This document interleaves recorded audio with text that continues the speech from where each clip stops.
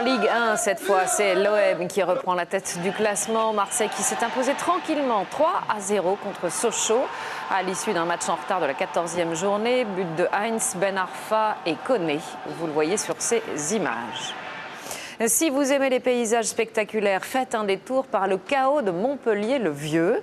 Il s'agit d'un site géologique unique en Europe, une cité de pierre qui s'étale sur 120 hectares, lieu de balade et d'escalade.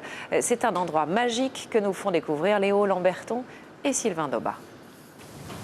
Selon une légende, 3 fées ont voulu créer ici une ville merveilleuse, peuplée de monuments gigantesques et chimériques.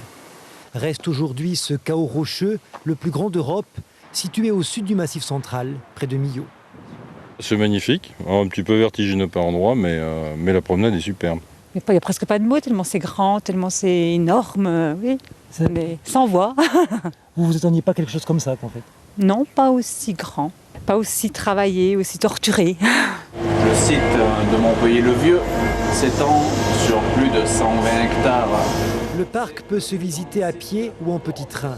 Les bergers l'ont surnommé Montpellier-le-Vieux parce que cette cité de pierre leur rappelait la ville de Montpellier, le résultat d'un formidable travail d'érosion.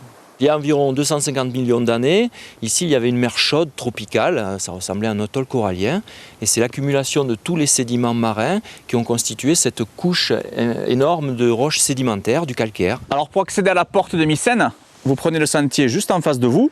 Avec ses rochers aux formes étranges, le site est classé au patrimoine des bâtiments de France. Il attire environ 100 000 visiteurs chaque année.